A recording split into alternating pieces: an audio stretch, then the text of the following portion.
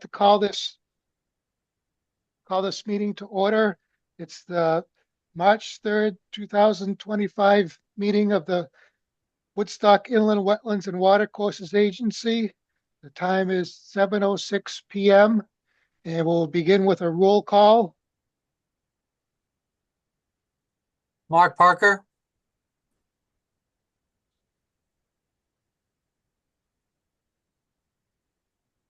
Bill Rowinski, Marla, you're muted. Morris Lewis. Marla Butts here. Stuart Peasley. okay. We don't have any alternates to appoint, so we'll move on. Action of the minutes of the previous meeting, the regular meeting of February 3rd, 2025. I had two comments. One is on page 3, item BII2. States Marla Butts is concerned about storm impact as there was a mile of contributing drainage area. Insert the word square in front of mile.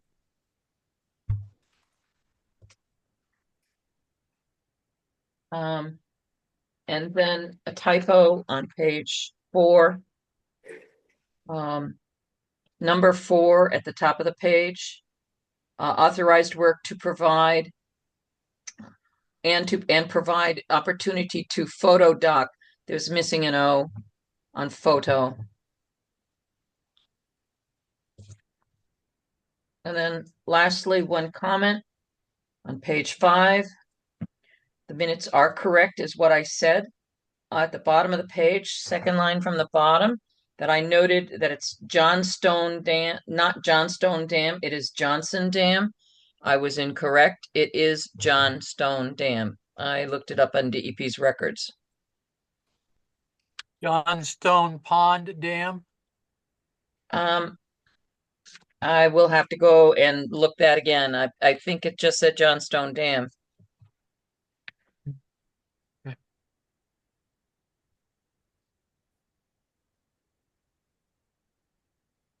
Take a quick look on the maps that I have. So, well, in case anybody else has any other comments right now. Does anyone else have any other corrections or comments? Is Johnstone all one word or is it John? Two. It was two words. Yeah. Okay. All right. Yeah, it was 2. I was surprised at that because I could have sworn I saw it on old historic maps as Johnson Dam, but it's Johnstone in the Okay. current records. And that's right off the corner, that really sharp corner on Senexit Road, right? It's on Bull Hill Road. It's almost on, across the street from my house. on the left, as you're going up Bold Hill Road? Yes. Yeah. Yes. It's a tarred driveway. It was the property that was owned by Mr. Cohen, Jerry Cohen. He had originally a 5-lot subdivision for that property years ago that never got built. Okay. With a common drive.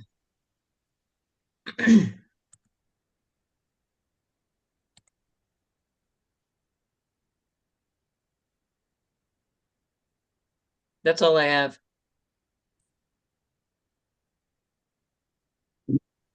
Does anyone else have any comment or correction?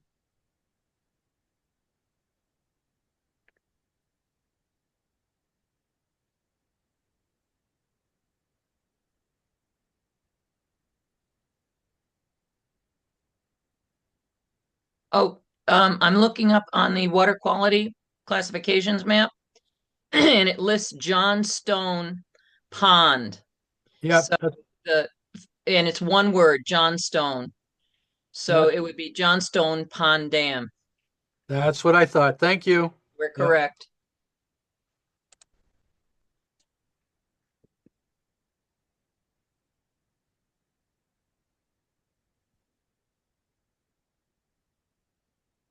I move to approve the minutes of the February 3rd, 2025 meeting with the 2 edits noted. One, the addition of square in front of the word mile on page 3, and then the addition of a 0 on page, an O on page 4 for the word photo doc.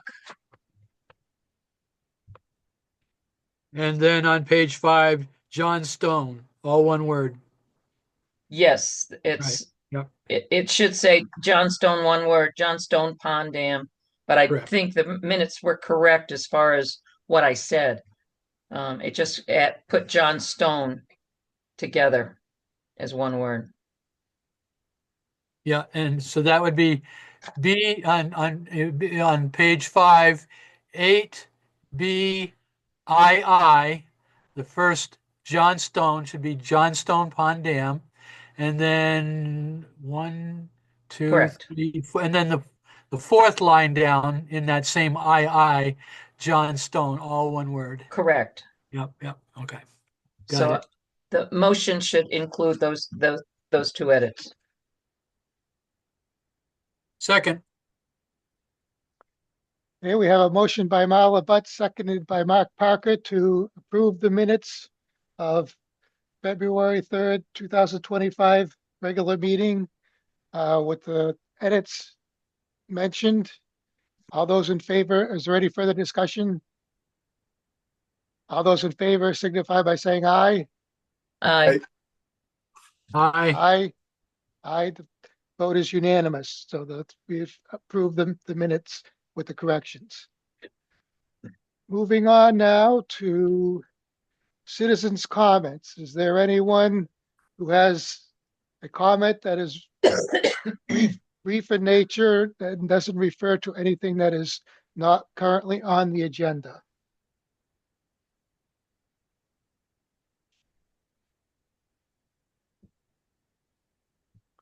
Okay, not hearing any comments, we will move on to pending applications.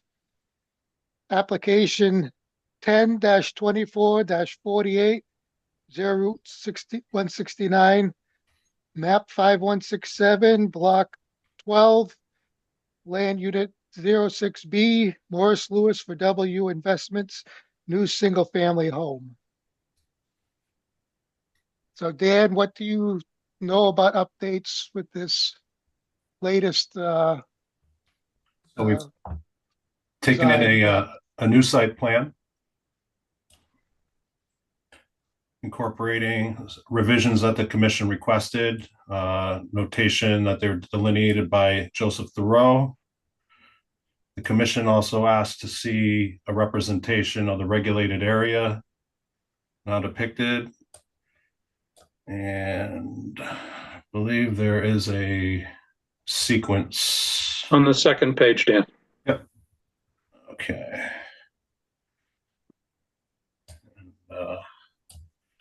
Also, material that you don't have online that came from Dennis Duga this afternoon is a rationale regarding the commission's concern about the invert of the culvert near relative to the invert of the basement. It looked like the basement was a bit below the grade here, and I emailed commission agency members that email, but I can put that first up on the screen. Please do, because I haven't had a chance to look at it. Okay, let's see. Sent.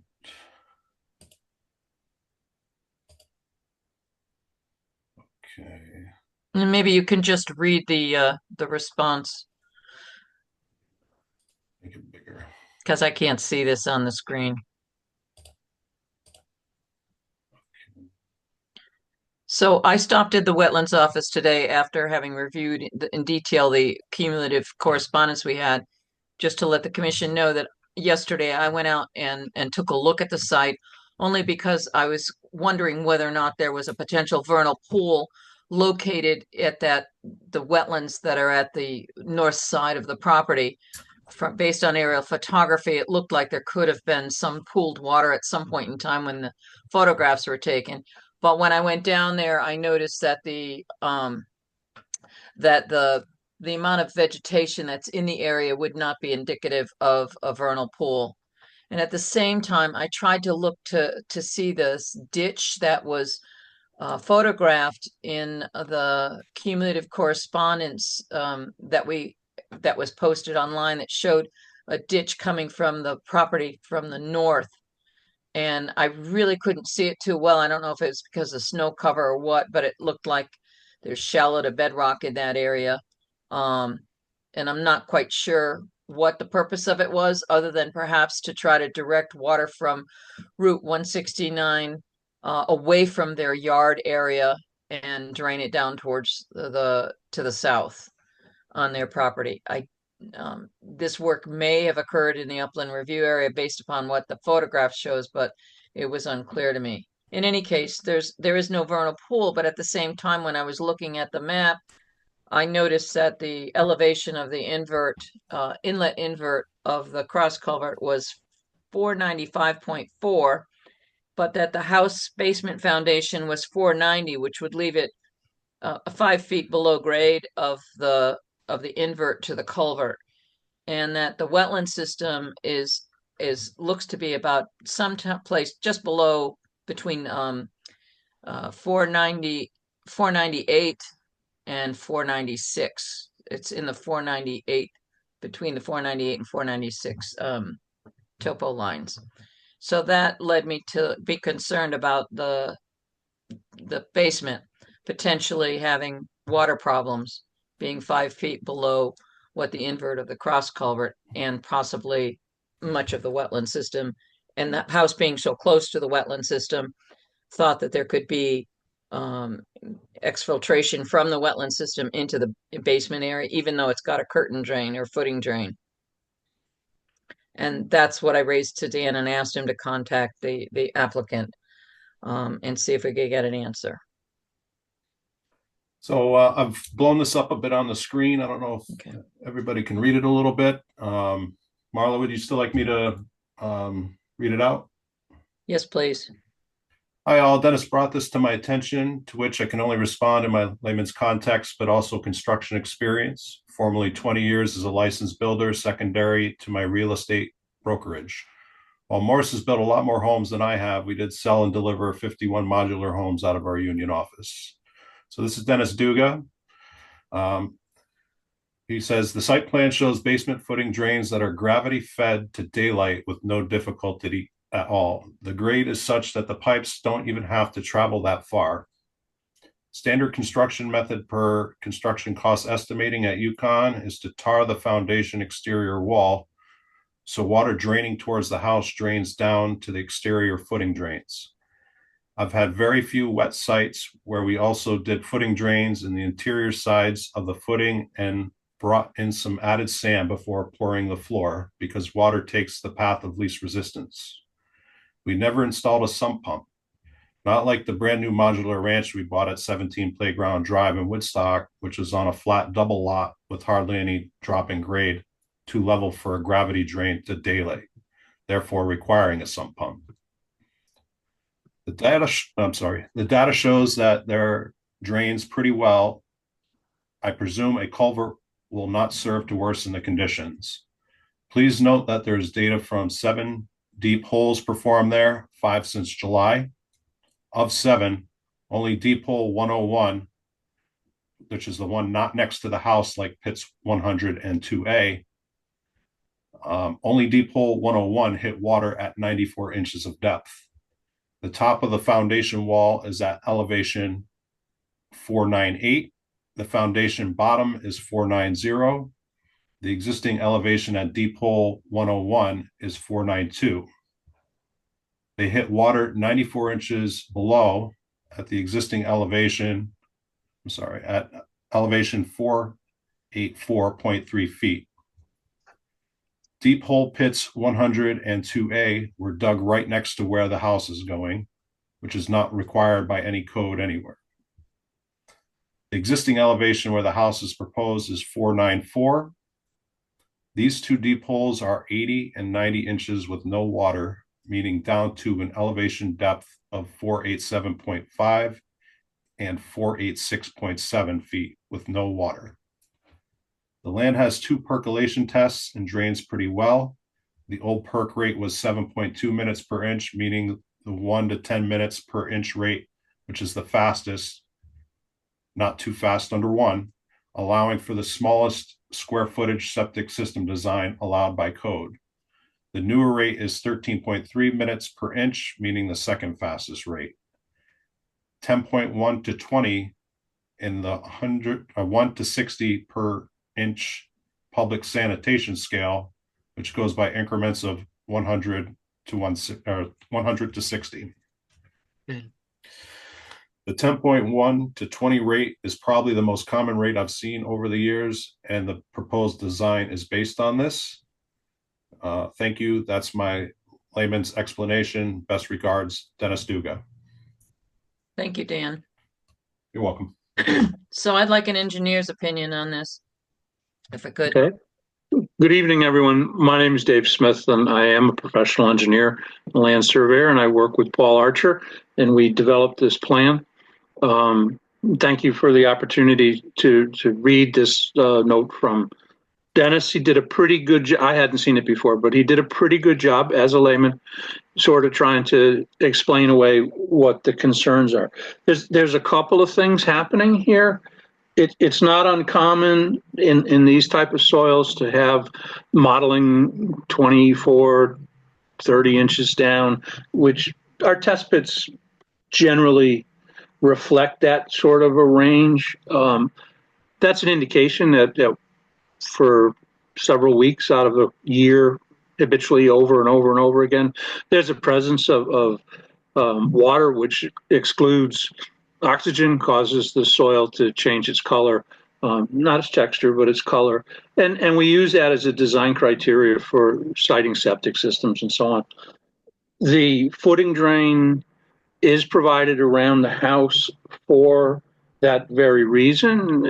There is proximity to the wetlands, but that's just where it's closer to the surface. There's water in the subsoil in this area. There's no doubt about it. And probably in many homes in Woodstock, that's exactly the same case.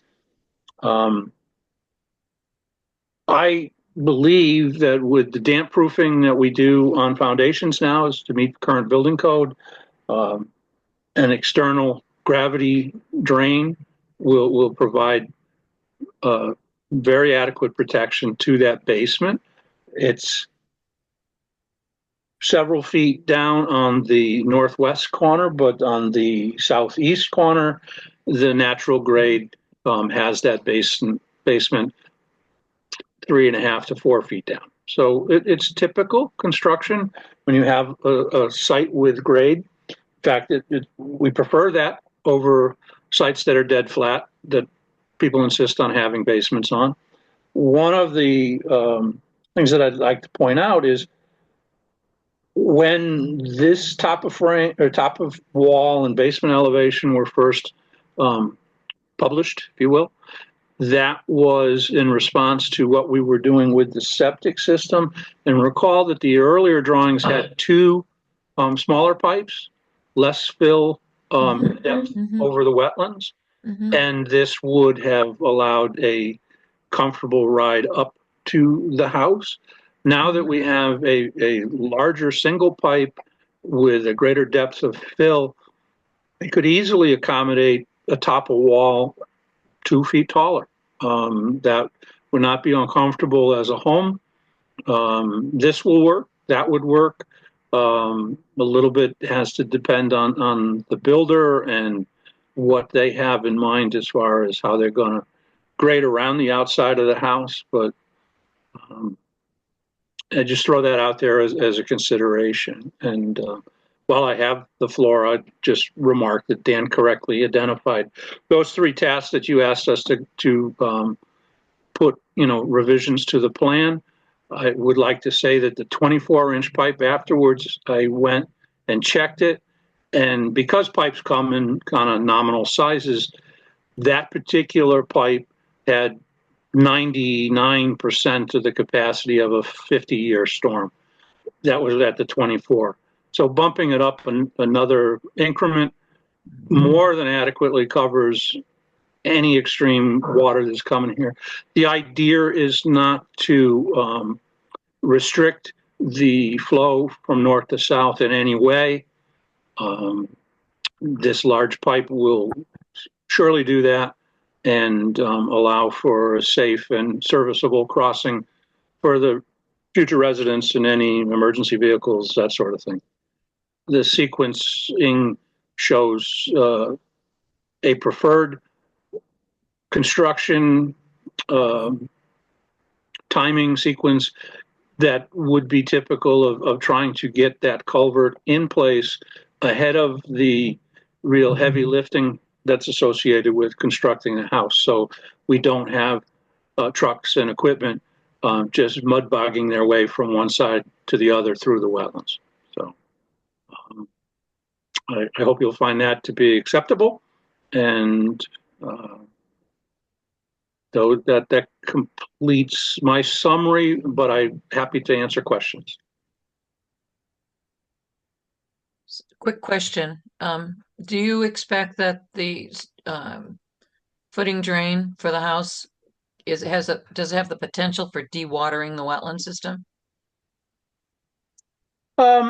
Those soils out there are pretty tight. I mean, you've got a wetlands limit that's actually on an incline through there. I think that it's superficially fed, and this particular footing drain would be lateral to it. I don't believe it'd have any dewatering effect of significance. It certainly wouldn't change the vegetation type up that way.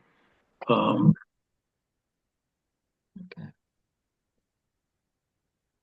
Yeah, I note that when you had two pipes, the invert was the same as We've been for the holding the single pipe. inverts at the existing grade with the idea that we're not trenching anything. We're Right. just getting onto the other side. So Right. that would be the most neutral way to make this happen, and most likely, obviously, to be approved by the wetlands agency. So, given the concerns that I've had regarding, pipe clogging when you use smaller pipes, because there is a lot of leaves and twigs and stuff that can come down to these culverts, using a larger pipe, I still think is the better alternative. Even if it creates a slightly larger footprint through the wetlands, I think it's a much safer condition for the homeowner. Agreed. Regarding the footing drain and the basement, I'm going to leave that up to your professional opinion, but if I was the homeowner for this, I would not want it that way. Only because I lived in a house that had a bad situation where it was surrounded by ledge, and when the rains came, the water couldn't get away fast enough, and the floor was obviously put under hydraulic pressure, and they had drilled holes in it so that it wouldn't buckle up. So I have a sensitivity to that kind of situation. But if you feel comfortable that the drainage around the house and underneath the concrete, that might be a good idea, is to have increased free draining material under the concrete.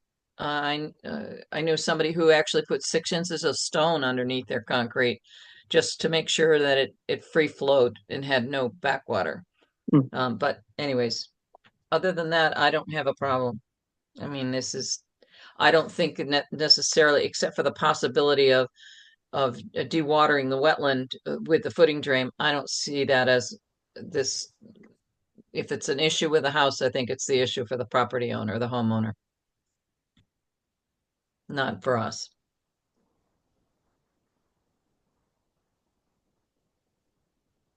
That's my opinion, Bill. I'm done. Okay. So I guess we would entertain a motion to approve or otherwise handle this application. I think other members should weigh in on what their opinion is. My question is, so was one of the points about lifting the building 2 feet? Is that what you suggested? No, that's not what I was suggesting. Oh. I was suggesting, actually, I haven't made a suggestion as to what to do with it. I just identified what I thought was a potential concern. The only other options would be is moving the home, farther away from the wetlands, raising its elevation up so that you can get, and that involves increased fill to raise up the basement if you wanted to have this basement, or alternatively go with a slab foundation like what you might get in a raised ranch. But those are alternatives, but I don't think they have a specific effect on the wetlands. It has more to deal with the condition of the house once it's built. Because raising the building elevation would be of some help, I think, right? That was a comment that I had offered up, that given the evolution of this, if that made it more comfortable for the commission, the agency, it could easily be accommodated. So that doesn't eliminate the proximity of a perimeter drain around the structure.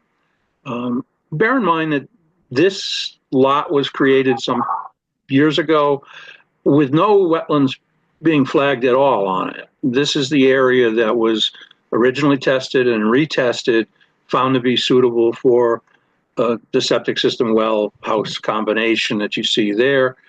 And in the developing of this plan, the limit of the wetlands became apparent, was reflagged, and we're working around that. It doesn't have a lot of options. If we were to slide the house to the south, we're away from that bulbous wetlands on the north property line. Now we're driving everything else closer to the other wetlands. It's a bit of a balancing act. But I think a top of wall of 492, and that would then have your basement at or top of wall at 500 and a finished basement at 492 plus a little bit. It is not going to complicate the construction of this house, and it might a greater separation from moist water vapor in the soil. So, in my opinion, that might be good for the owner, just to have a little more peace of mind.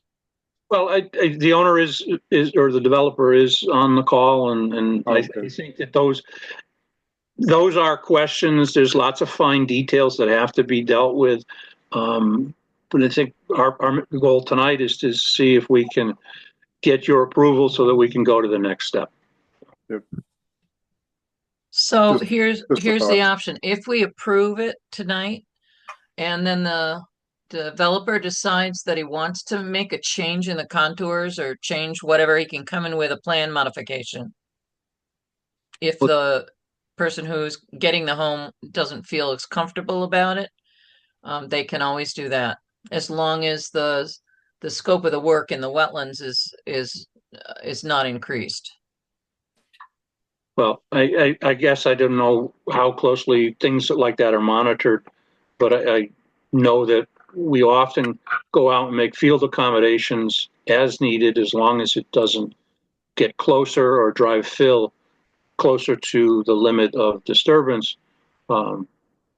Correct. If you're just raising the footprint of the house up, that's one thing. But if you're changing the grades where the house is, then that does have to come back. But if it's just elevating the house up a little higher, that's not an issue. Mr. Lewis, is that acceptable to you? Are you out there?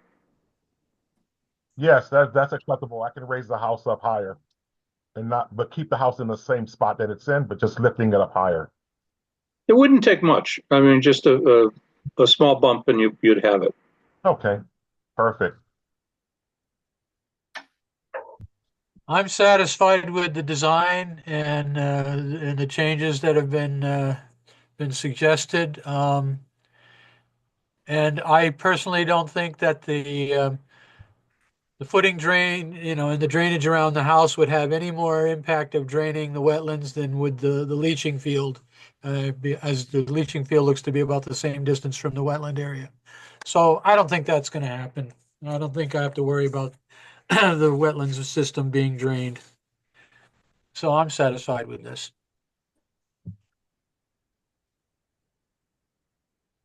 As far as Bill Rowinski, as far as I'm concerned, I just echo some of Marla's concerns that I grew up in a house that was kind of on three sides in the ledge and with a stone foundation, had been stuccoed, and there was uh, water in the basement. Whenever we had heavy rainfalls, we stopped some of that. I stopped some of that before we sold the house by redirecting some gutters to not go into a dry well.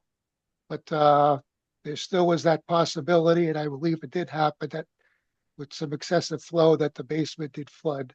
So raising it would be a wise idea, I believe.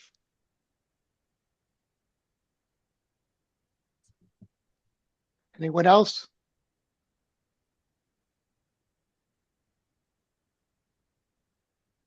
Do you need a motion? Yes, please.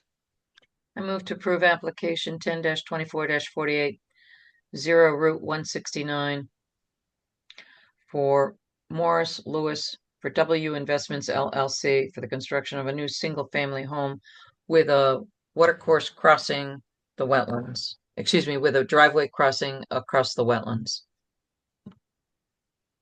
Second. Okay, we have a motion by Marla Butts, seconded by Mark Parker to approve application 10-24-48, 0 Route 169, Morris Lewis for W Investments LLC, new single-family home with a wetlands crossing for the driveway. Is there any further discussion? All those in favor signify by saying aye. Aye. Aye. Aye. Aye. The vote is unanimous in favor of approving the application, so the application is approved. Thank you very much, everyone. Oh, thank you very much. Thank you. You're welcome. Thank Okay. you. Yep, you're welcome. On to the next one. Application 01-25-0325 Loyola Road, map 6393, block 65, land unit 97. John Weber, tear down and rebuild a single-family home. Do we have any updates for this, Dan? Yep. So where we left it in my email on last Thursday, we were waiting a site plan with the modifications that the commission requested. We still don't have that. They're still waiting for NDDH's approval. And so the applicant has granted the agency a 35-day extension so that the NDDH approval can be secured. That extension puts it right at April 7th, which is the date of our April meeting. But we don't appear to have a representative of this application on our meeting tonight. But John Weber is the owner applicant. Dan, at the last meeting, we had a discussion about the retaining wall and what condition it was in. Did you have a chance to take a look at that? No, I've missed a bit of time this past month for some health things I'll get into later, but I did talk about this on the phone with Mark Reynolds, and he's still unsure about what role or what the how that fits into the scope of their single family home application. It doesn't. It was just an inquiry as to whether or not they were going to at some point come back and do repairs to that to make it stable. It appeared to be unstable in the photographs that we saw in the application. Next So time I'm in the office, I'll reach out to him to set a time to visit the property. okay. I move So to table application 01-25-0325 Loyola Road to the next month's meeting, pending receipt of NDDH approval of the septic system. and Um, Dan's viewing of the property. okay, so was that did he want a 65, did he request a 65-day extension? He only gave 35. 35, We sorry, have more okay, time we can ask for if we need it. okay. Second, Okay, we have a motion by Marla Butts and seconded by Mark Parker to table application 01-25-0325 Loyola Road for John Weber tear down and rebuild of single-family home uh, with the 35-day extension that he has granted us and for time to get NDDH approval for the septic system. And for Dan So- to look at the retaining wall. And for Dan to look at the retaining wall. Is there any further discussion?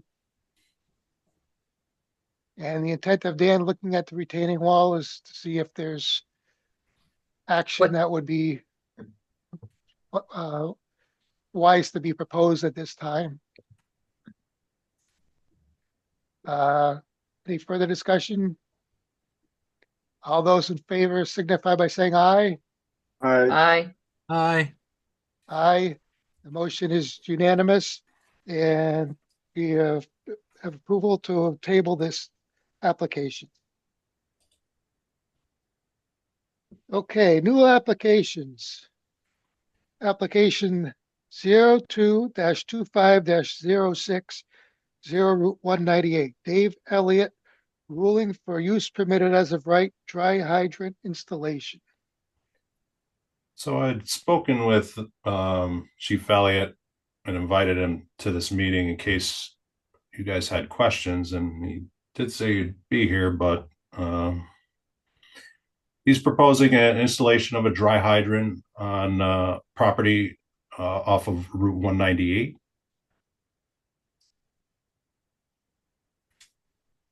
On screen now is his initial correspondence with the commission, requesting assistance. So this is a schematic that he provided of what would be installed. And this is the general vicinity. Still River.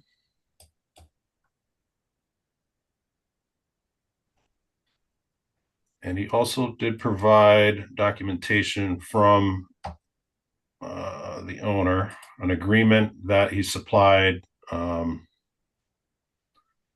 for purposes of receiving this grant.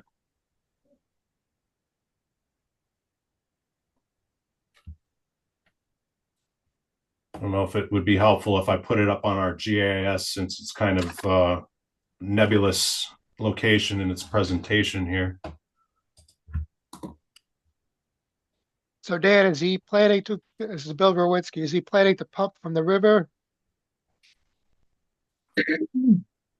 That would be my guess. I really don't. I haven't ever worked with the installation of a dry hydrant. I'm thinking that its proximity to the river means that it's going to be coming out of the river.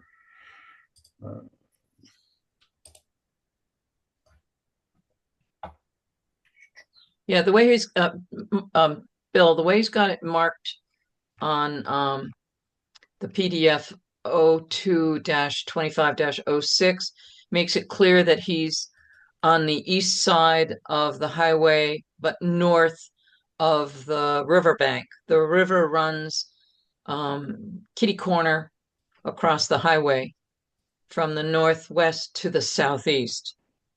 Yeah, I'm And familiar with the site. yeah, so this is pretty standard. If you've seen the other dry hydrants, usually the hydrant is accessed from the highway. So they don't have to drive into the field to get access to the water. So I'm not quite exactly sure the exact positioning, but my guess is that the hydrant will have, judging by the plan that he supplied, it's probably going to have an opening close to the road, not too far from the cross culvert on 198. Can't be very far from the cross culvert. in order to get the fire trucks to gain access to it. Being on the side of a state road, is there any need to have DOT look at this, or I'm just curious? I don't know. I'm trying to think of, there's a couple of hydrants that are on going out 197. I've seen a couple of hydrants and they're not really in the right of way. They're off of the right of way. Okay, Just like if you look at the one that's off of Muddy Brook Road across from Muddy Brook Fire Department, there's one at that pond. We gave an authorization for that one. So it doesn't have to be within the alignment. But the trucks would have to park on the road, most likely, in order to hook up to withdraw water. You can actually see the head walls there. So they'd have to be outside of the head walls because that's DOT's ownership. The wing walls, you can actually Yeah. see the wing wall. So I'm assuming that the structure would be put in outside of the DOT alignment and in the field, but how it gets access, they'd have to walk down to it to attach the hose. right. And then are they going to be drawing it directly out of the river? Yeah, yeah, that's what So they would do. so then would that be a DEP issue as well? No. Or- No, okay, all No, right. because it's exempt. Oh, that's Nice. right. For emergency use, that's right. Yes. For that Yeah, exemption. yeah. And Water there's- withdrawals for emergency use are Right, exempt. I remember, yeah. It's in the statute. I remember now, yeah. And I was just trying to look up the actual citation for the approval.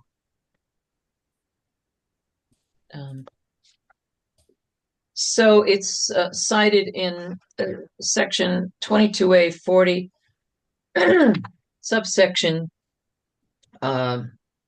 B, which is operations and uses permitted as non-regulated uses in water courses and wetlands. Number 3, the installation of a dry hydrant by or under the authority of a municipal fire department, provided such dry hydrant is only used for firefighting purposes and there is no alternative access to a public water supply. I think we can state that there is no public water supply out there. Right. That this, for the purposes of this section, dry hydrant means a non-pressurized pipe system that A is readily accessible to fire department apparatus from proximate public road. B provides for the withdrawal of water by suction to such fire department apparatus. And 3 is permanently installed into an existing lake, pond, or stream that is a dependable source of water. So I think this fits all of those. Yep. And I think it should be approved under that section. Agreed. In fact, I will move to approve application 02-25-060 Route 198 for the, hold on a second.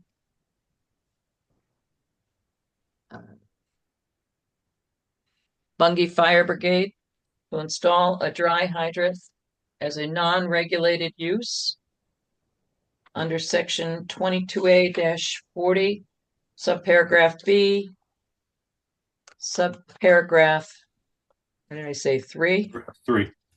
3, as a non-regulated use, installation of a dry fire hydrant.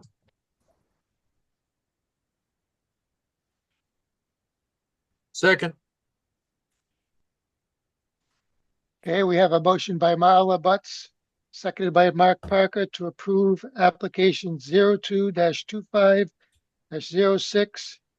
for David Elliott, on behalf of Bungay Fire Brigade, ruling it for use permitted as of right for dry No. hydrant install. Not a use permitted as of right. It's a Not- non-regulated use. non-regulated Non-regulated use. Yep. Okay, a dry hydrant installation, and the only comment that I have on that is going back to B under 22A40. provided they do not disturb the natural and indigenous character of the wetland or watercourses by removal or deposition of material, alteration, obstruction of water flow, or pollution of the wetland or watercourse. And in my opinion, it doesn't do any of those since it's only used for emergency purposes and would not create an obstruction to water flow. However, the actual construction could do some changes like that. Yeah, but are they really altering the natural indigenous character? Probably not, but we don't have the details, so I mean, I'm okay with approving it. But in the future, I'd like to have more detail in it, the actual site plan.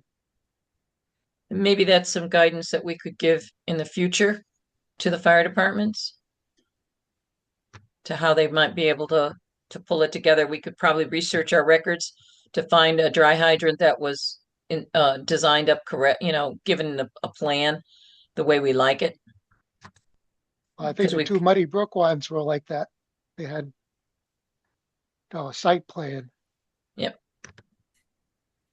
I'll look for those files, share them with the agency, and find a good template for to present for future applications. Agreed. Is there any further discussion? All those in favor signify by saying aye. Aye. I, Aye. Aye. The motion is approved unanimously.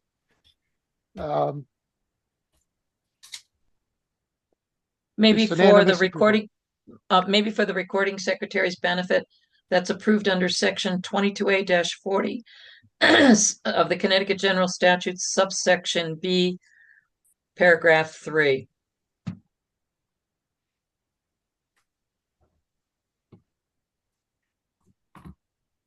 the other thing, just as a note for the future on the detailing of that type of installation would be maintenance.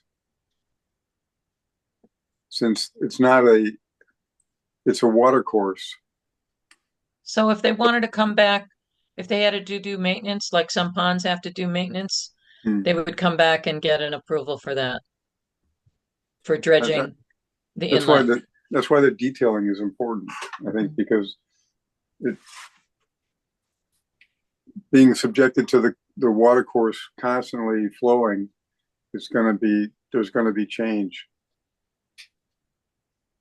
So it may not be operable after a certain period of time.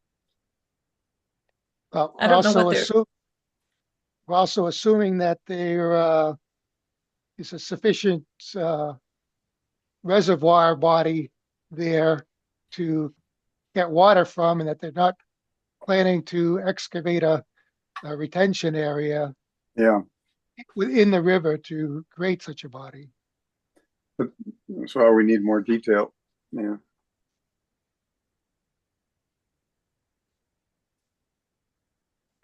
For future ones, we should probably ask for it. You see, it does have a flap valve, though, I believe, on their drawing. Intake, it's hard to read, but it says intake skimmer.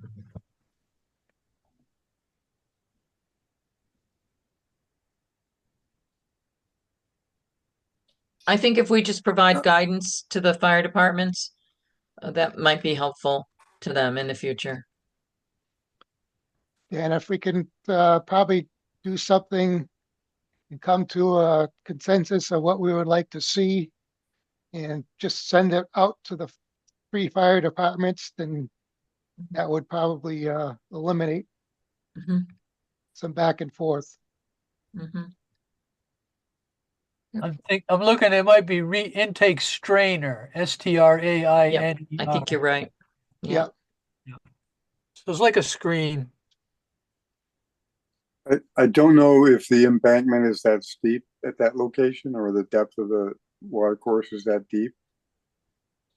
So, I mean, it just begs questions that I think would be important to be looking at next or down the road. It's too generic. Mhm.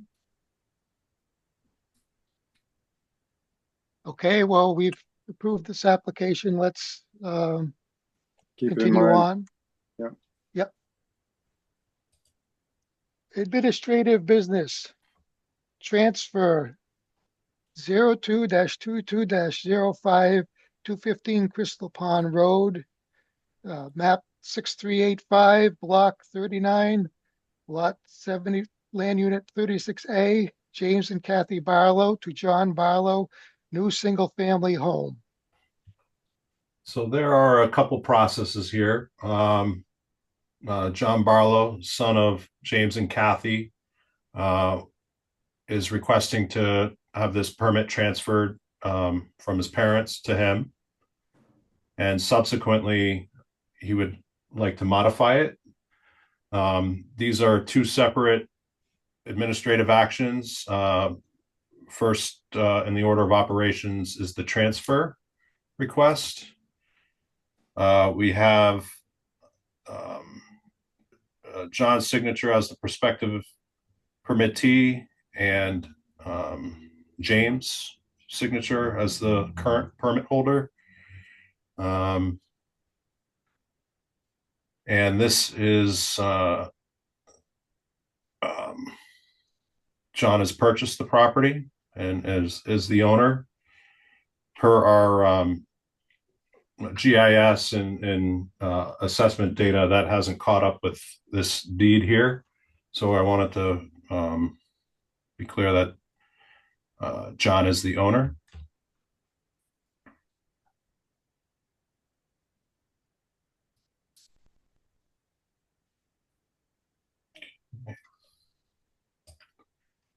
And so this is just the transfer.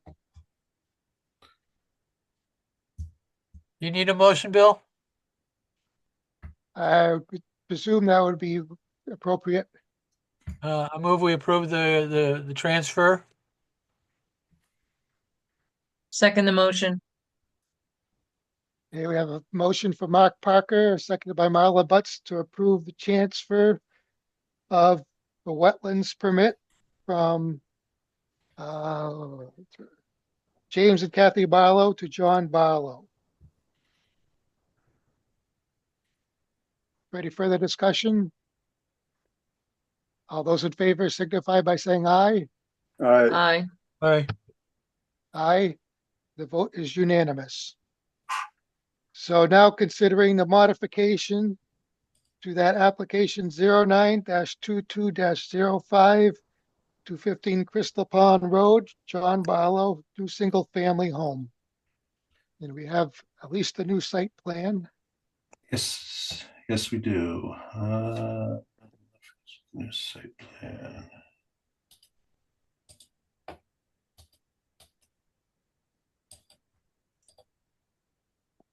see.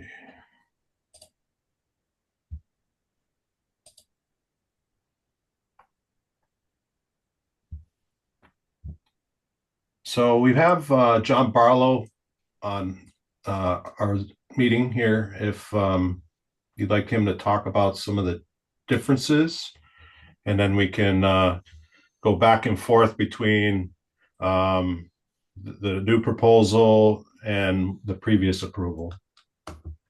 Hey, John, are you with us? Yeah, hi, thank you. So, yeah, basically, I have now in possession of the land my parents were going to build on. The same engineer that designed my parents' house and drew this engineering plan made some edits for me. I'll lay out the largest changes. It house has a slightly smaller footprint than the previously approved plan. It is slightly further away from the water. And then the other change that is present in this plan is that the previous septic system was a mantis system, and this is a concrete system. I thought that would be better since I do not own, my father still owns the property to the east. And if they ever got split, I wouldn't want heavy traffic over the Mantis system. So those were the proposed changes. A little bit of contouring changes as well, I believe, just because of the new location of the house. And Dan, did you get my email from NDDH today that you could just, yeah, thank you. So they got to me today and said that the plan meets the technical standards. So those are the basic changes as I understand them. Dan, could you keep the approval on the screen for a few minutes longer? Sure. I just want to verify that the plan that they've cited in the design approval is in fact the same one that we have before us now. 0211 okay, no, not that one. I'm looking at the wrong drawing. Nope, that's the modification. 21125. Okay. All right, so it is the same. So the fact that NDDH has approved the revised drawing, I don't have a problem with this. In fact, it's probably better for him. That he's moved it way. Is there still a proposed beach area that you want to do? Yes, I haven't changed the beach area at all Okay. from the original permit. Okay.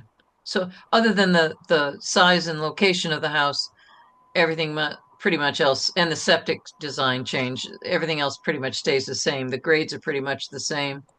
They're very similar, yes. There is a slight difference, yeah. Okay. I see that. But I wanted to be transparent with everything. Yeah, yeah. No, I got it. I see there's a couple of extra contour lines. I'm just trying to figure out what those changes are towards the lake. There's 158 originally. Oh, that's not much different. No, that's about the same. Yeah. Have you drilled the well yet? I have not, no. Okay, just wondering. Okay. So when they go to, if they go to install the jute netting on the fill slopes, make sure you got a fairly smooth surface, that you don't have any rills underneath, because that can cause it to fail. It can wash out underneath it if it's not fairly flat. So, Okay, thank you. yeah, there's a couple of types of erosion control matting that you can use. You don't have to use jute netting. And so that's something depending on what your contractor decides to use for the final grading. That could be potentially be changed without a problem. You still have the silt fence that's located there. By the way, if you didn't want it backed with hay bales, you could use it with wattles. Do you know what wattles are? No, I'm not familiar with those. Those are kind of like, they're kind of like I'm gonna describe it. Kind of like pantyhose line filled with hay. Most of them are Oh, like okay. that. I've seen those before. I know Yeah, what those are. I just didn't know what those. they were called. Yeah, they're called wattles. Yeah. John, what did you say the original septic plan called for? What did you call it? I believe it was Mantis. a mantis system, which, as I understand, sit very close to the surface and are not conducive to heavy traffic. Okay. So, if a tractor or a truck drove over that field, I believe I could have some septic problems. So that's why we changed it to the concrete. Oh, so okay, so you're putting in a concrete system instead of the Mantis system. Correct. Right, okay, all right, okay. So one of the problems with the Mantis systems is that they can fail and you have to basically replace the whole thing. So one of the recommendations that I've made in the past is one, if you're going to have a laundry in your house, consider increasing the size of your tank, your septic tank. If your tank originally called for a 1,000-gallon tank, consider upping it 500 gallons to a 1,500-gallon tank, or if it originally called for a 1,500-gallon tank, up it to 2,000 tank, because you'll hold more solids there, and that will tend to have your system, the chance of it failing become less, and then pay attention to getting it pumped on a regular basis, because in a mantis system, the things that cause them to be destroyed are your laundries and your garbage disposals. I don't think the concrete one will have as much of a problem, but that's some advice I would suggest. If you can afford to have a larger tank, I would put in a larger tank. But that's neither here nor there because you've already got it all approved. You have a 1,500-gallon tank with a pump chamber.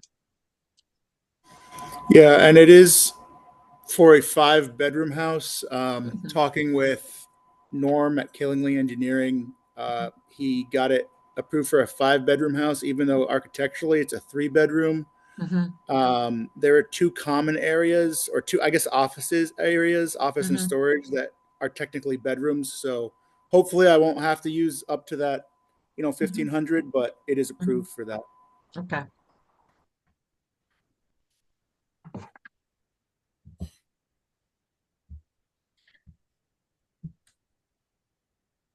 I don't have any other questions or comments. I think this is a reasonable plan. Anybody else have any other questions or comments?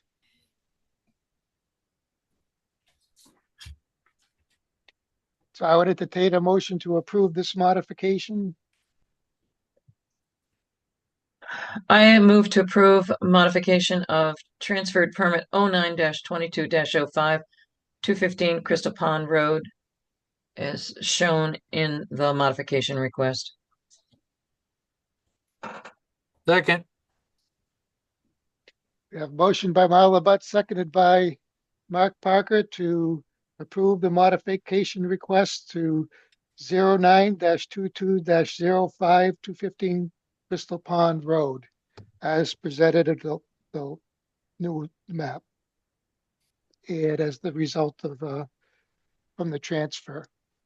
Is there any further discussion? All those in favor signify by saying aye. Aye.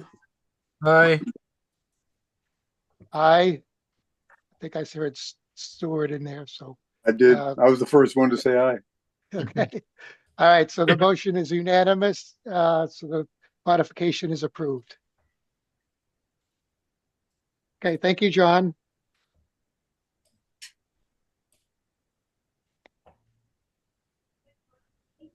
Okay, moving on to C under administrative business enforcement, the 132 Indian Spring Road.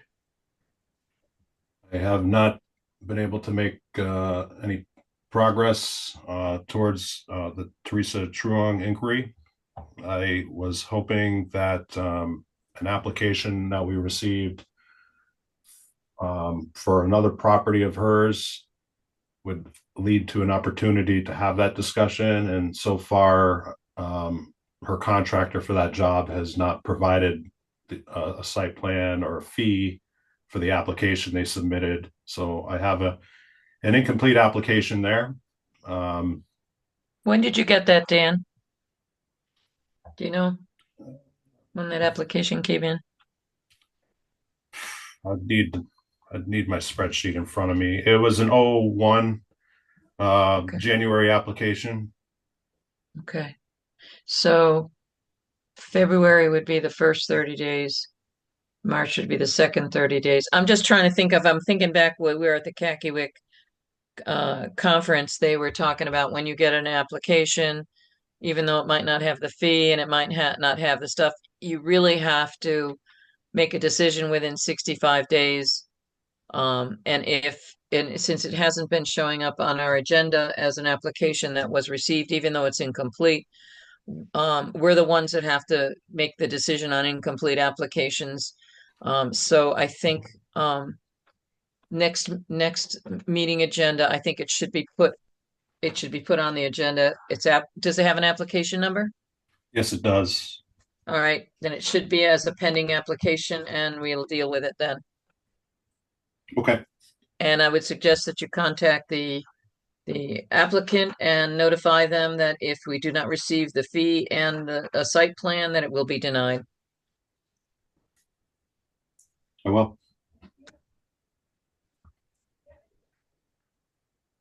Without prejudice. No, I would say with prejudice, With prejudice. Okay, all right, all right. but I don't think it makes Well, a difference. I don't know if you can even consider it if they haven't No. paid the fee.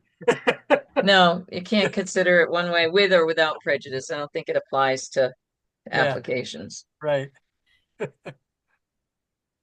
So we're light on correspondence this week, or for this meeting. Finance provided me some updated financial numbers. We did draw on the notice line, $44.10. I think our budget's doing fairly good for this spot in the fiscal year. We are pretty much tapped out on dues and conferences. I mean, this Wednesday is the cause, Connecticut Association of Wetland Scientists. These rates for these conferences have gone through the roof this year. Last year, I think cause was $65. Now it's like 110 for members. The Connecticut Conservation CLCC, they have a conference later in this month on the 22nd. Their rates got bumped up. I don't think that 65 remaining is enough to send anybody to anything. But I've got kind of too much to do in the office to really attend either of those this month. That's still enough to do the Connecticut Bar Association one. Yeah, I did sign up for that one. That's where I'm going to be on 322. And I drew from the land use office for that. But if Bill, if you want to go through that 8 hours on the Saturday, we do have that one spot, as you said. Well, I signed up for it yesterday and paid myself, Okay. but I wasn't intending necessarily to draw on it. Plus, I have a conflicting activity that day, so I don't know. It's kind of weather dependent, so we'll see. At least I'll get the book out of it. So Yeah. if there's updates. And the book is Yeah. very valuable. It's kind of like that, what's legally required. Yeah. There's a lot of new case stuff in there. And the book is the reference for the Casio sessions. So it's versatile. We're going to get more use out of this than just paying the $60 right now. But Bill, we can reimburse you if you want to get that. Really, I'm always capable of drawing from the land use department line for trainings and conferences. So it's kind of just sitting there for the taking if anybody wants to exhaust it. Well, see how it goes. If somebody else wants to do one and take what they can get, then that's fine. I don't mind paying for this if that's how it ends up. So when the date's come and gone and we still got the money in that line, let's get you your money back for that. okay. I did have time to whip together an agent report today. It's I don't feel it's my proudest work, but it's kind of a multitasking effort while I had a lot of people in the office this afternoon. We did, and I'll get to these two applications right after I do a quick read through this.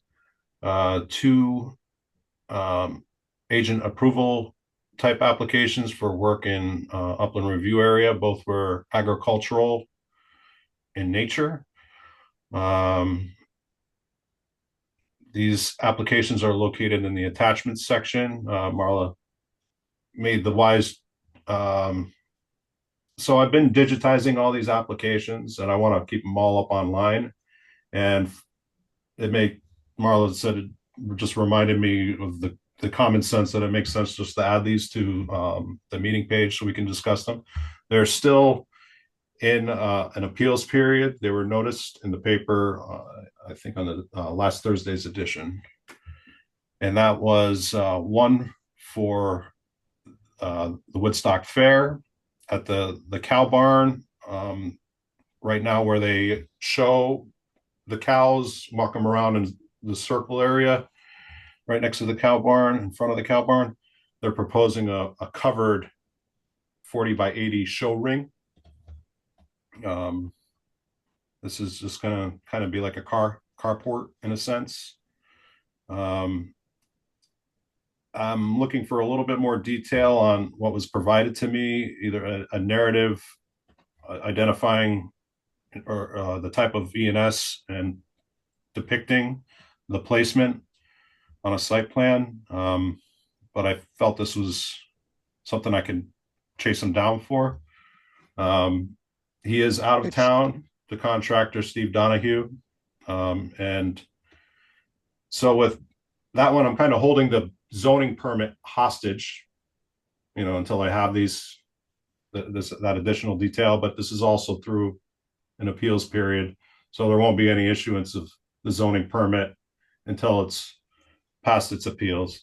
But he'll be returning from Florida very shortly, and we're going to sit down in the office and mark up the plan I have. There is a sketch on the aerial view. If anybody wants to see that. It's in an established dirt grass area presently, and established upland review area. There is a separation between the brook. They have a chain link fence, but there is a steep slope, and I'd like to contain any potential erosion and sediment control, or keep everything from getting into the brook. Probably a wattle will be sufficient, even hay bales. They did not indicate that they'd be paving around that area.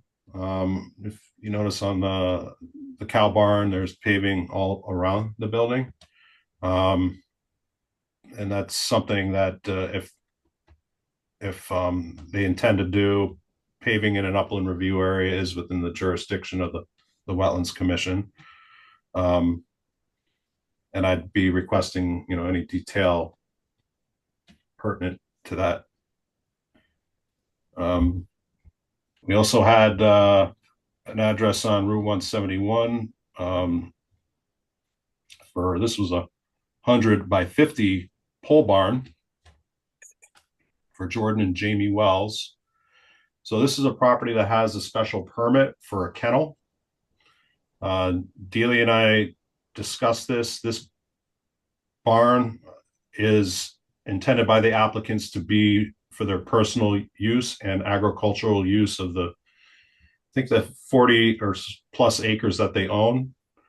And they are in full understanding that this barn is not to be used for the kennel. And if they choose to do so, they would be required to modify their special permit with planning and zoning. And this notation has been made all over the file for that one.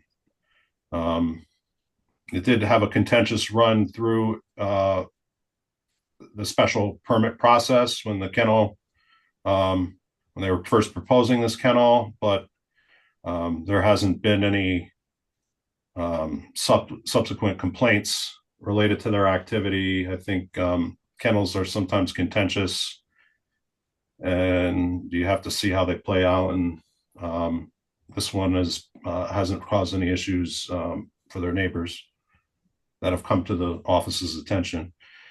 I did reach out to Deep Pesticide Division about the Witches Woods application that was really for someplace in West Hartford.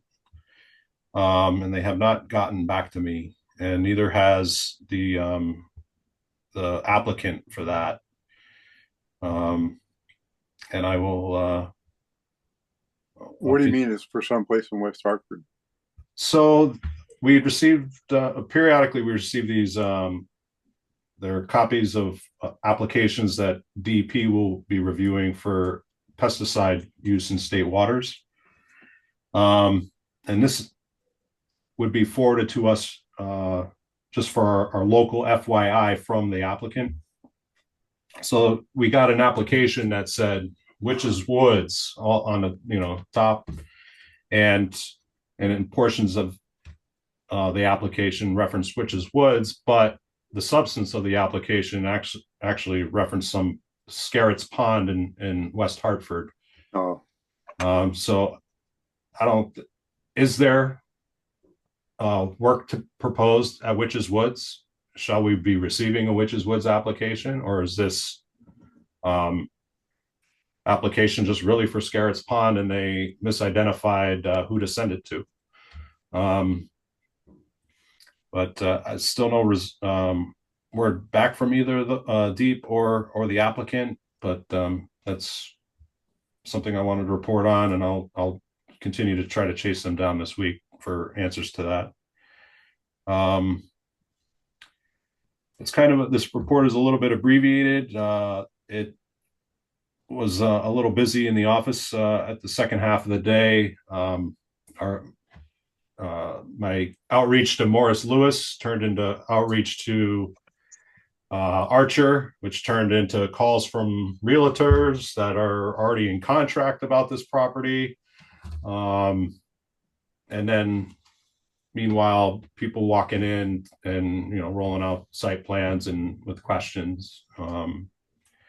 Additionally, the building official is out this week in Iceland, and when people can't get a question answered next door at the building office, they kind of see if I have any lead on something, but I know nothing about building. So that's, but it turns into a time waster.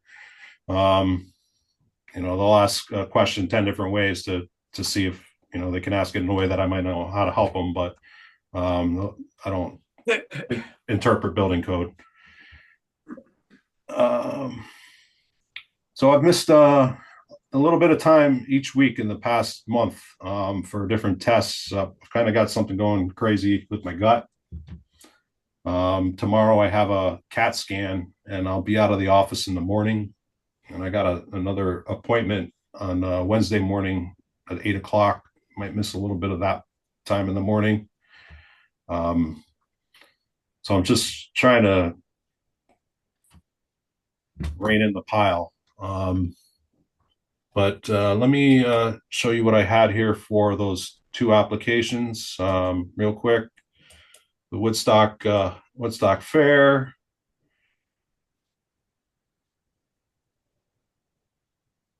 They did not need health department.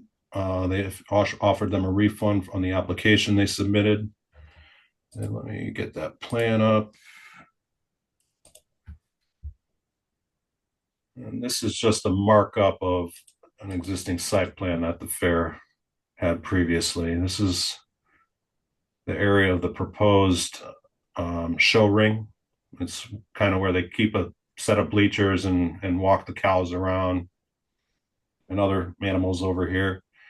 Presently, as I noted, this area on the barn is paved. I don't see that they would need to pave this area, but it's proposed to be open air and maintained as a grass or dirt paddock area. Just for reference, where the cow barn is there on the back side down towards the brook, that's the area where they usually wash the cows and prepare them to show. That way your pointer is there, your cursor is. They usually do that on that side of the barn. Has that ever Just a comment. has that ever been an issue? Is it a concern? Well, I don't know. That's the close to the brook, so, but Yeah. it's just kind of hidden. So I guess that's where they do a lot of that washing. Yeah. Just a note that the north is to the left of this photograph. Correct. Mhm. And I checked the topography and it doesn't appear to be anywhere near a FEMA floodplain. Because there's a steep, real steep bank there where they're proposing the show area. Just to the, would be to the west of the show area.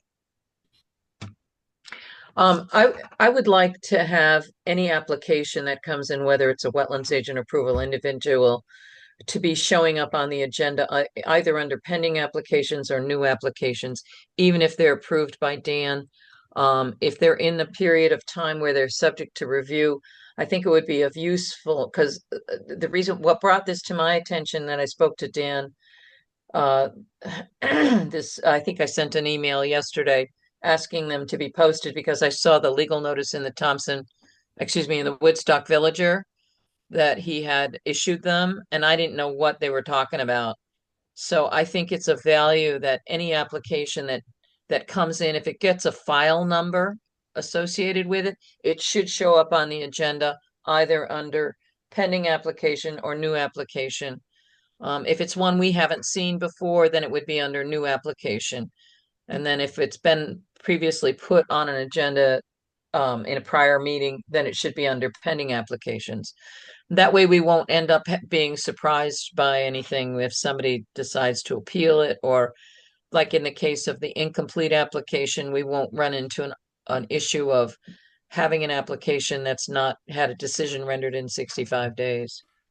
Yeah, I don't want anybody calling you on a Sunday morning after they read this, saying, "Hey, what did you do?" Yeah, this is the way Marla described it was how we kind of implemented it in Thompson. When that agent review would come up on the agenda, we breeze through it really quick, like we just discussed, but they would be present on the agenda. And it's more transparency. It's easy enough to do. It might look like we've got a thousand things on an agenda, when we hit our peak season. But in reality, some of them might have already been reviewed and in an appeals period, and we're just bringing them to your attention. So if you've already issued it and you've published the legal notice, then what you would put in the agenda would be when the date of your approval and the date when the legal notice was published and what the end of appeal period or comment period is, which is 2 weeks past the date of publication. So that way we would know where it stands in the process. Yeah, and that's gonna be implemented. And I don't think when I was a wetlands agent, I don't think I included in my wetlands agent report because it was already on the agenda and it was discussed there. So what was in the report was a little less. I'd hoped to kind of work that in after we talked about it, but then I realized that I can't go messing with this agenda. Yeah, you can't. No. So for Next April, month. yeah, you'll see a little different format for April that incorporates the agent approvals listed in with the permitting in the rulings. applications listing. Yeah. The other was an application from Jamie Reynolds. Norm Tebow worked with them, and Norm kind of had a bunch of questions for me for a couple months on this one, sorting out the special permitting and whether or not there'd be any conflict with that. They did provide a narrative of sorts here.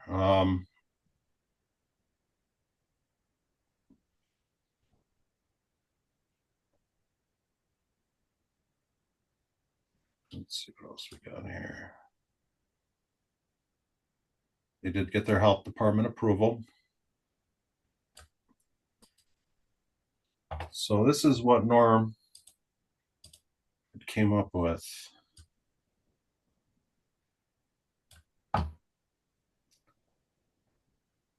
He says it's been dry the whole time he's ever been out there.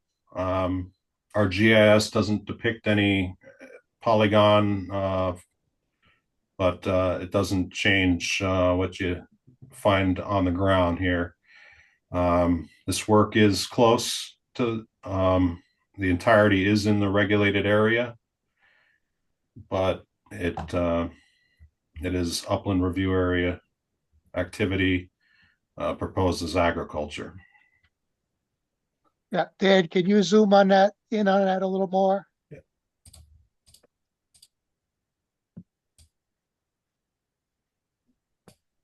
Okay, one thing that I wanted to point out with this is that it's really hard to see because they're faint dotted lines.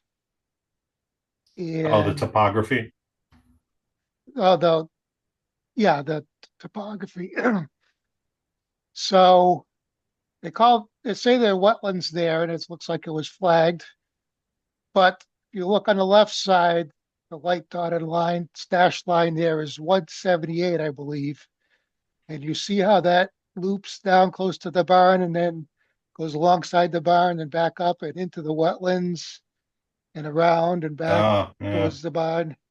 So that's at 178, and that's pretty close to their, I think the 180 or something like that might be their floor.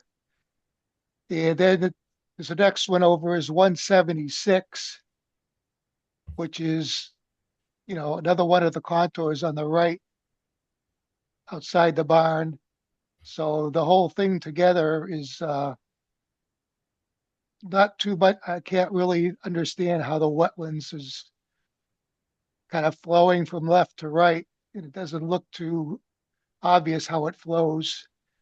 And the whole thing is not really too much above the level of the wetlands on those contours.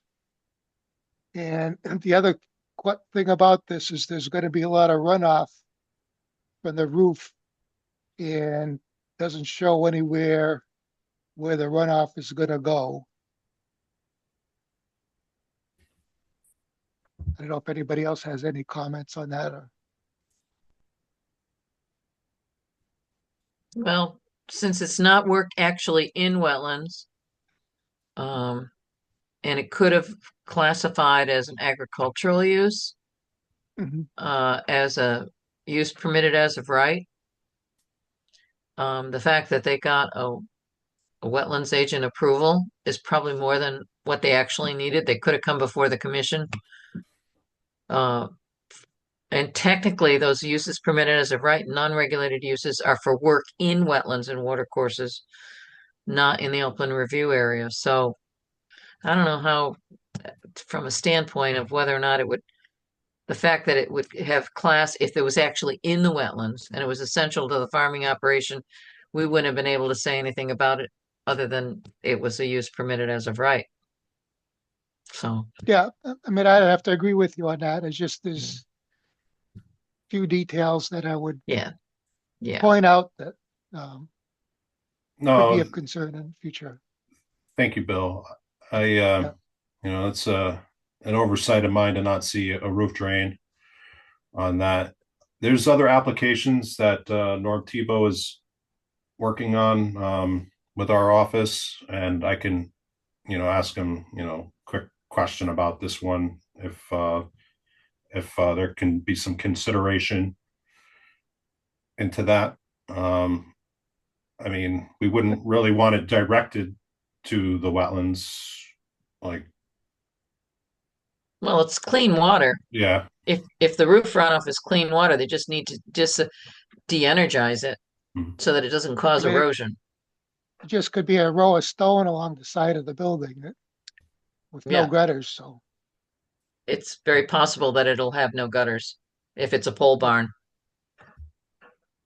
And I'm wondering what kind of roof they're going to use. I mean, if they used a metal roof, it's likely that they probably wouldn't have a gutter system. So I think metal roof is in the forecast with their depiction here. Yeah. I'll bet they won't have any gutter system for it. But I'll reach out to Norm or talk with him the next time I see him, as this gets closer, to mitigate some of the velocity of the roof water. I think, like Bill said, some stone to dissipate that. But I'm sure he's got some ideas for a roof that of that scale. And the size on your page here is different than the drawing. It says 100 by 50, and then the drawing shows 120 by 60, or even something like that. It's 60 by 180. 60 by 180, that's what I thought. And on your sheet, it says 100 by 50. Unless the larger size includes the overhangs. Well, that's a big difference, huh?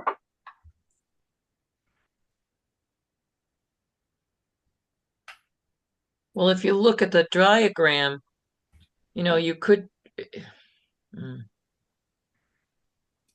I've got 60 by 180 on the application and the permit of approval. Where were you seeing that? On your the agent's drawing. on your agent report on.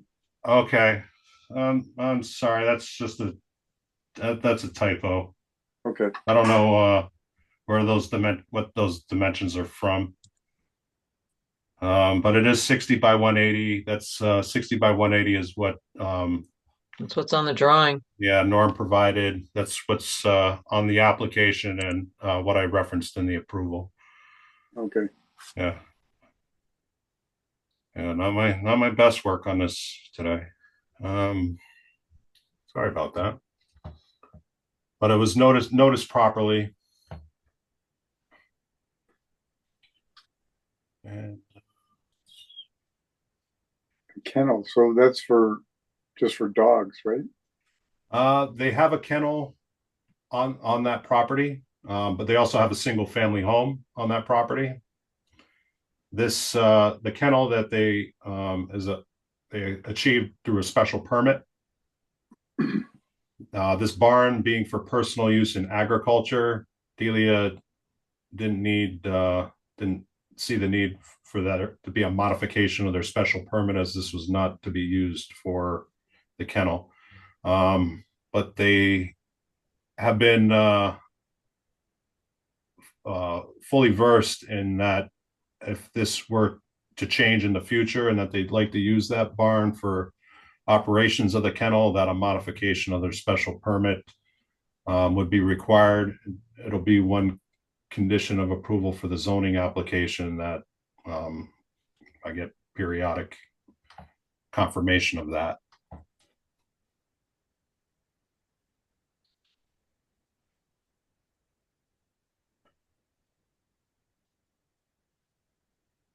And that's all I got on those. I will reach out to Norm just to find some treatment for that roof water within the context of the approval.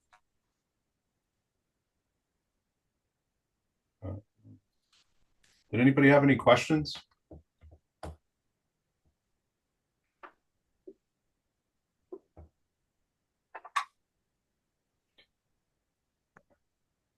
I've got some correspondence in our attachment sections from Marla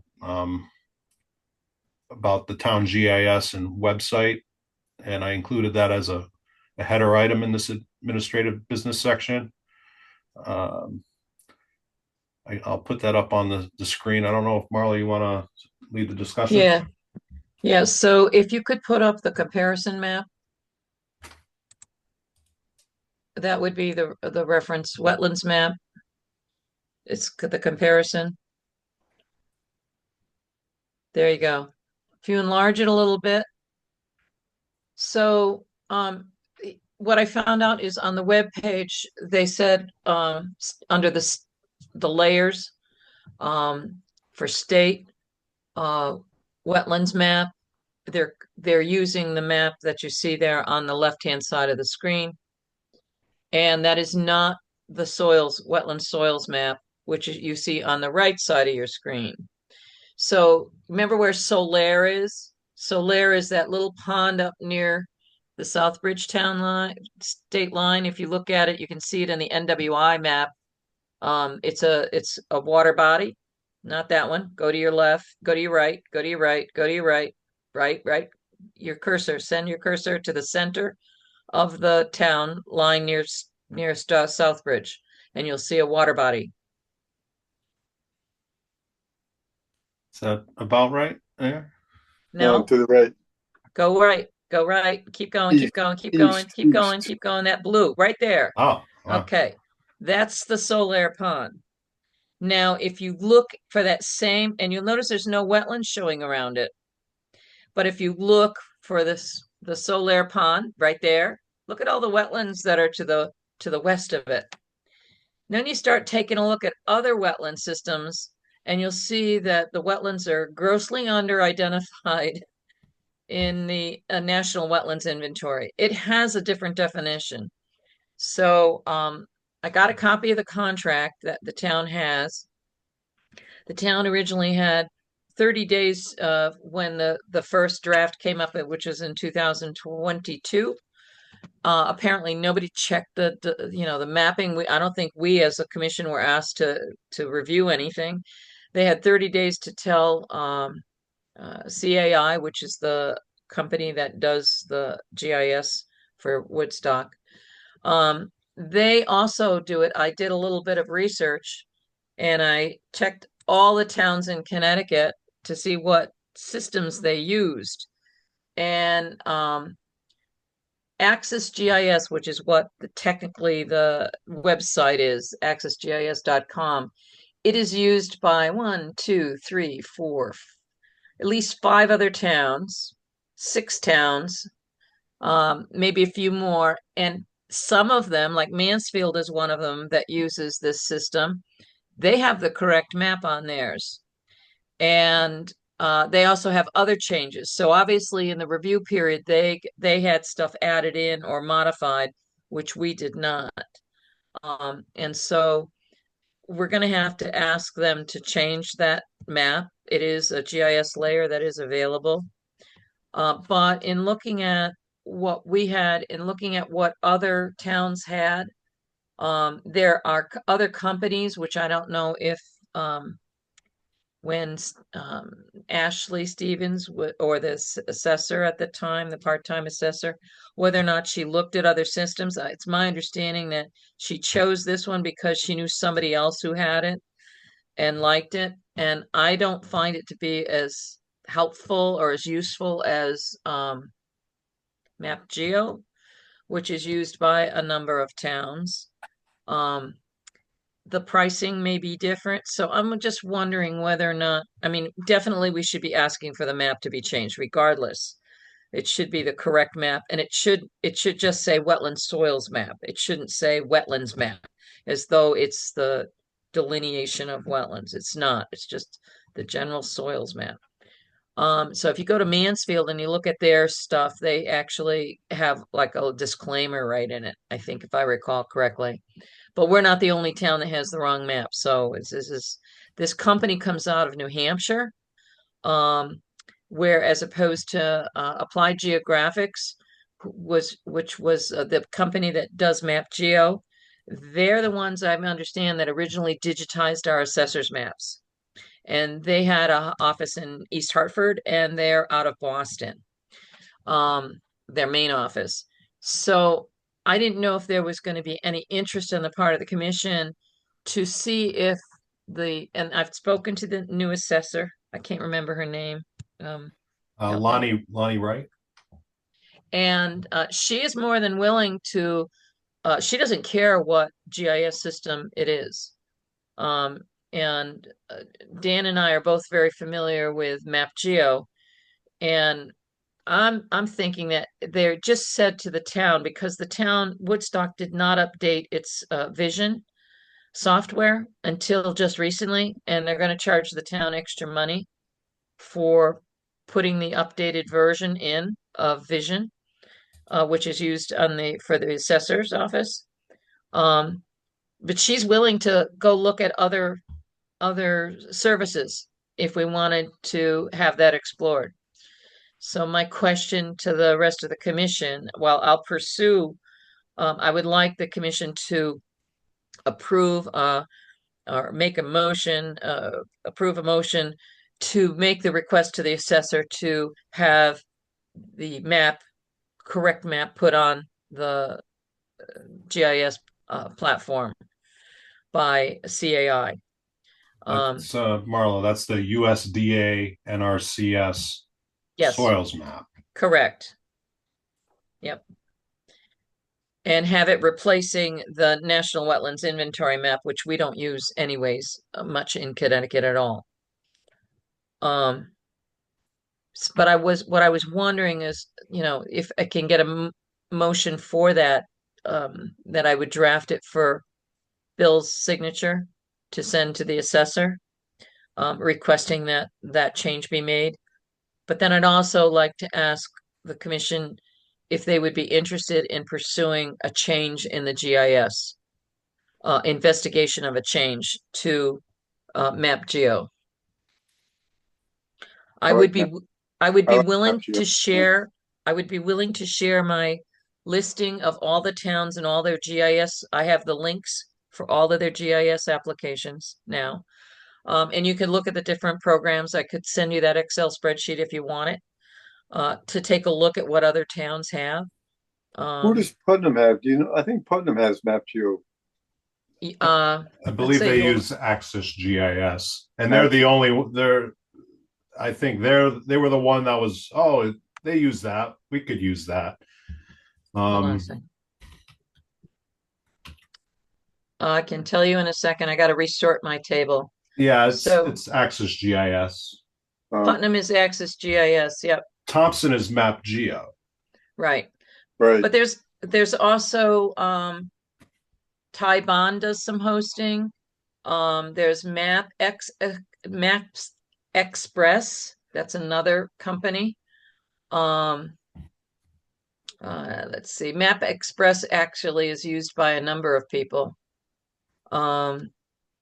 Some towns do their own internal GIS. Hebron uses Axis GIS, but they have both maps. They have the soils map and the NWI map on their website, so they distinguish between the two. But some of the ones that I found that I really liked, like if you look at Ellington, which is using MapGeo, you see all the information that they have capable of putting on it. And I believe also Cromwell also uses MapGeo, and that's a very small town. But anyways, if you get a chance to take a look at all those different layers, I'll send you the Excel spreadsheet showing the links to all the other towns' GISs. Then you can go take a look at them and see what you think. And then maybe next month we could talk about whether or not we would like the town to pursue changing its platform. Yeah.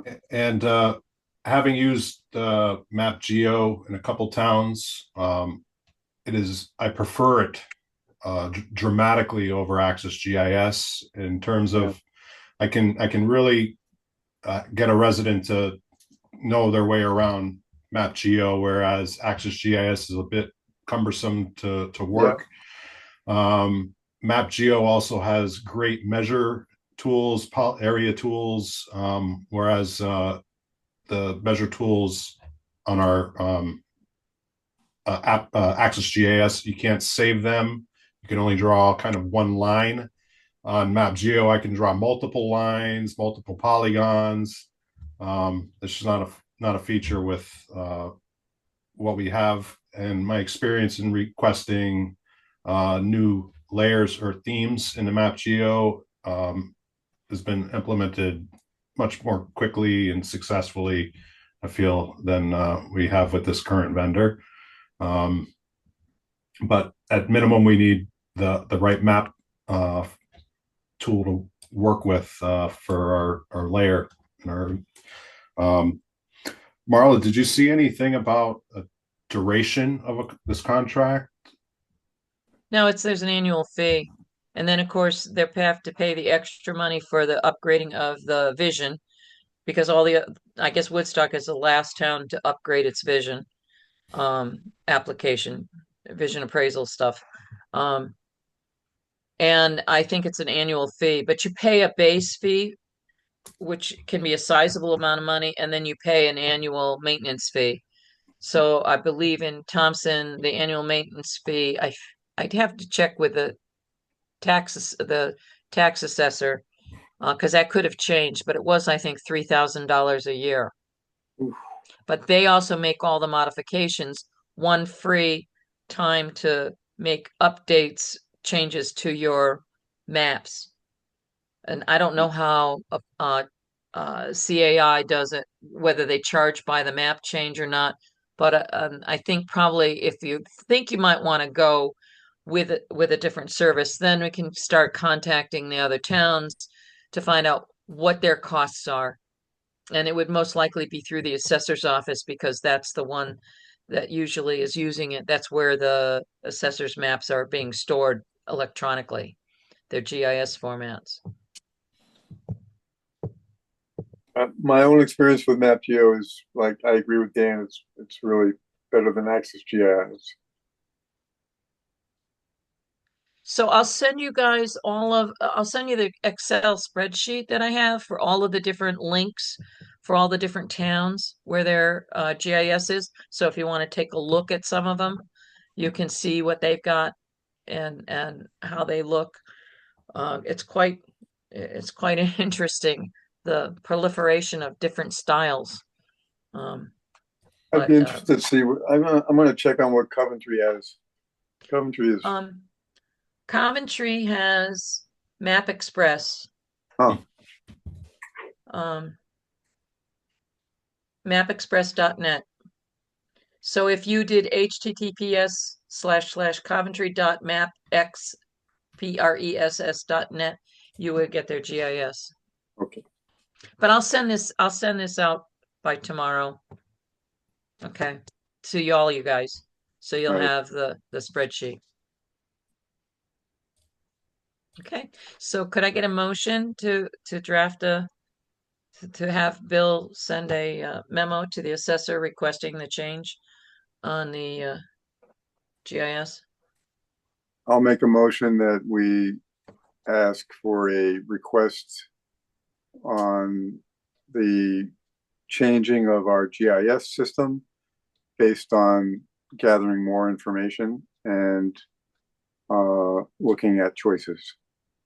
So what about the current map, the wetlands map, which is wrong?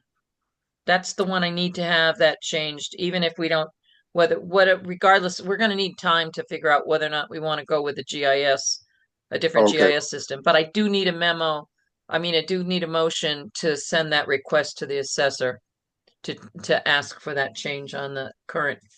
I make a motion that we change the existing to the new science soil science map for review by the assessor and to make the decision as to whether we can acquire it or not. Is that correct? No, they can acquire it. It's a statewide layer. Oh, The NRCS wetland soils, they can acquire it off of Yukon, Yukon's CT Connecticut Eco system has it. That's where I got it from. The CT okay. Eco environmental conditions online. Right. They can download them from there, and I don't believe there's a charge in those. It just so I'm actually just asking for a motion to have a memo sent or correspondence sent to the assessor requesting that the current wetlands map be replaced with the Connecticut Eco NRCS wetland soils map. Okay. I'll second that That's your motion?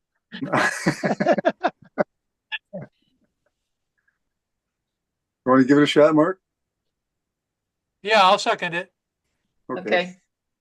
Okay, we have a motion from Stuart Peasley, seconded by Mark Parker to replace the wetland soils map with the appropriate one for Connecticut. That's And not ask a the soils map. assessor. Bill, it's not a soils map. It's a to replace the National Wetlands Inventory map with the Connecticut Yeah, environmental conditions online by NRCS wetland soils. yes, what you said. What you said. It sent a memo to the assessor requesting that update. Is there any further discussion? All those in favor by saying aye, signify by saying aye. Who seconded? Aye. Who seconded? it? Mark said Mark did. Mark. Sorry. Aye. aye. Aye. Aye. The motion passes, a unanimous decision. All right. So I'll send that Okay. Excel spreadsheet to you by tomorrow morning. Very good. Okay, And the next item of administrative business in our bylaws, March is mentioned as the time to review the agency bylaws. I don't know if anybody's had a chance to read through. I have. I don't see any changes that I want. I Can we have something to highlight on page 4. It says, okay, which heading is this? I'm looking at 4G. Let's see if we want to keep that the same or change it. This is under meetings. Yeah, 4G? Yeah, the 8G. The chair What? may, at his their discretion, or upon written request of 3 or more members of the agency, cancel the meeting. What? Should we keep that 3 Yeah. 3 members, or? Yeah, because we technically have 5, technically with 2 alternates. So Okay, I would keep it the same. But you Well, can do it anytime you want. I'm still confused. Where are you on 4? 8, Page 4, 8, paragraph G, at the top, 4th paragraph down from the top of the page.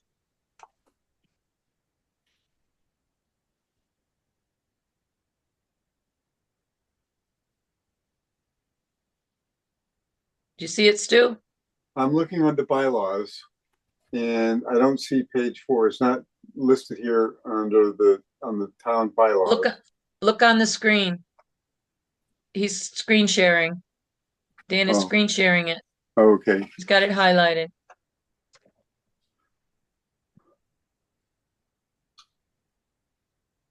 Oh, okay. I wonder why I'm not seeing that on what's on the. Maybe you have the wrong version. Do you have the one that's March 4th, 2024? Yeah, Okay. I don't know why you're not It's- seeing it. Maybe it's you're not on on. page 4. I'm looking on the website. Where on the website, Stu? I'm trying to clear up some of these archaic uploads that are floating around. Town of Woodstock bylaws of the IWWA, revised March 4th, 2024. I go down to membership in 4. And Oh, there's you're no- looking at the screen.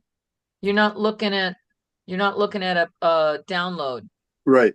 So you can wanna- click on a you wanna go- PDF. Yeah, you want to go just above Oh. order of business. Okay. Number 9, order of business. I got you. Okay. Look above that. Well, that might be something we should correct. God, all well, right. I just bring it up because I don't know that we identified that when we changed the number of members that he needed. Just out of curiosity, Dan, when we we decided to reschedule when Marla wasn't feeling well, the special meeting, did you get confirmation from Mark and Stewart that they wanted to cancel also? Didn't have to. It's your discretion, Bill. Didn't have Well, to. I know he was gonna ask him, but Oh, I think no. we made voted on that in the course of the meeting. that Barlow wouldn't be in attendance, so we set an alternate date. You didn't So have a meeting. It got canceled because I was sick. So I think you talked to Bill, and then Bill said ask everybody else, but it didn't matter because if Well, one, I didn't say ask anybody else, but thought Dan was gonna talk to them anyways. I don't know, it was just oh, to tell them to I did. cancel or whether, I think I did talk to everybody that day about that. Yep. So it wasn't a 4 votes or 3 votes directed to you. It was kind of a more of chair's prerogative after getting input. But you always have the prerogative, Bill, to cancel a meeting on your own. Yep. So it's kind of, I don't know why you necessarily need the 3 members unless because everybody wanted to gang up on you and cancel it, you know? well, no, yeah. So we just say we're not coming. So if you have 5 members and 3 are saying they're not coming, you don't have a quorum unless you have 2 alternates that you can appoint. So maybe that's why it was set up that way. I could look in the old copies of the bylaws. I have them to see whether or not that got changed, but I suspect it did not. But I can We look. don't have 5 members. Oh, Yes, we do. We should. We don't. The We have ordinance two says unfilled. 5 members and 2 alternates. But we only have 4. But that's only 4 been appointed. But legally, under ordinance, it's a 5-member commission with 2 Oh. alternates. Oh, okay. So the definition here is what we're talking about, not Right. what the Right. existence, the condition there. Okay. so just out of curiosity for Stuart and Mark, was that appropriate, do you think, to cancel it because Marla wasn't available? Yes. Yeah. Okay, Yeah, if we can't achieve a So- voting quorum and it's puts us, I mean, we're limited to what can be discussed and yeah. I'm just following up and trying to straighten things out. So, we don't have anything else under correspondence. I Or had something I wanted to share. In fact, Yep. I'm sending it right now. I received an email from Maura Robbie from the Eastern Connecticut Conservation District. I can either share the screen with you, or I can read it, or I can do both. Can I share my screen with you, Dan? yeah, do you see that feature? Yep, share, yep. You cannot share while the other participant is sharing. Okay. Now try it. Okay. I think I got it. Share. Okay, can you see this? It's my email screen, and There we go. it says, "Hello, Natchog River watershed stakeholders. On behalf of ECCD, I'm very pleased to inform you that we have officially received an EPA CT grant to create and facilitate a Natchog Healthy Watershed Advisory Board for the 8 watershed towns, consisting of municipal representatives, government agencies, lake and outdoor recreational groups, local businesses, and others. ECCD staff will facilitate meetings, establishing the board, and creating work groups such as forestry, agriculture, water quality, outreach, recreation, wildlife, and more, as outlined in the Natchog Plan. Accessed by clicking here, and there's the address there. Many of you were involved in creating the Natchog Plan, and we hope you are able to participate in its implementation.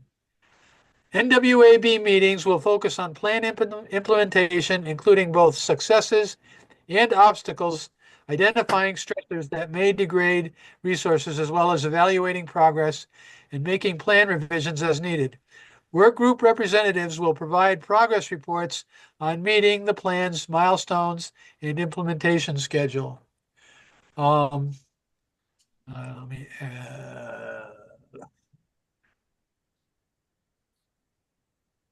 So I want to arrow down here. If I can. Oh yeah, there we go. We need your input to make all of this happen. So please respond as soon as possible by Wednesday, 3/5, to the Google poll, with dates available for the kickoff meeting at Knowlton Hall in Ashford. We plan to have virtual and in-person options. The date will be chosen to provide the most attendance. We look forward to working with you, our partners, in a cooperative effort to restore and protect the watershed's natural resources into the future. I tried putting in this address, but it wasn't completed. It only got me to like the Google Docs window, but I couldn't find any poll or form to fill out.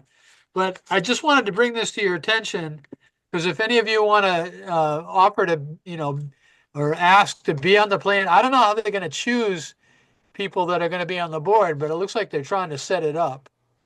Marla, So did you get anything? No, I didn't get anything. So could you forward that? Because I would Uh, like to look at the Natchog plan in relation to the plan of conservation and development for the right. stuff that I'm working on. I want to see Okay. what they have to say in it to see if I need to put something else in regarding that. I just forwarded it, so Thank you. it went through. Pete, Stuart, Bill, Marla, and Dan. I just forwarded it. This Thank this you. this email. Um, the form link does work. For some reason, they've got two hyperlinks kind of clumped together. But if you oh, so if I just copy the from the HTTPS to the MA, that okay, copy that that. Okay, let's see. Let me try it now.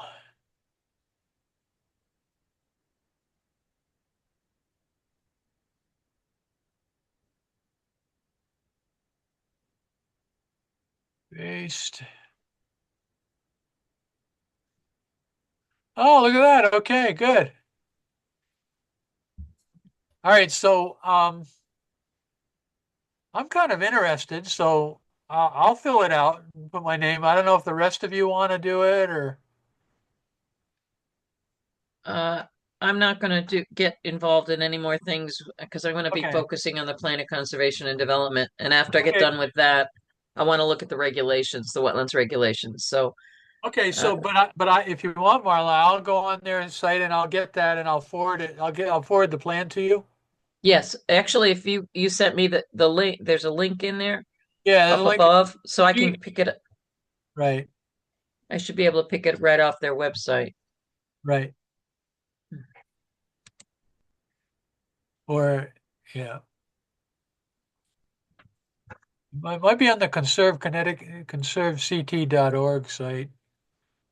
Probably is.